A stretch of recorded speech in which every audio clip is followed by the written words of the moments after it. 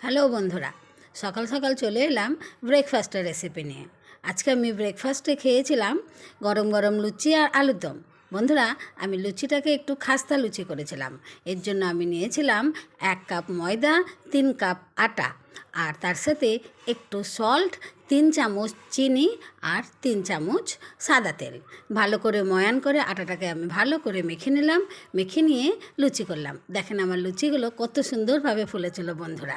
সকালে আমার ব্রেকফাস্টটা তো আজকে আনন্দ মজায় ভরে গেছিলো। গরম গরম লুচি আর সাথে ছিল আলুর দম। এরকম ব্রেকফাস্ট হলে প্রতিদিন খেতে ইচ্ছা হবে বন্ধুরা। লুচিগুলো এত সুন্দর হয়েছিল, খাস্তা লুচি হয়েছিল, খেতে খুব ভালো লেগেছিল বন্ধুরা। সবার ঘরে যদি এই রকম রেসিপি হয়, সবার প্রতিদিনের ব্রেকফাস্টের তো কথাই থাকবে না বন্ধুরা।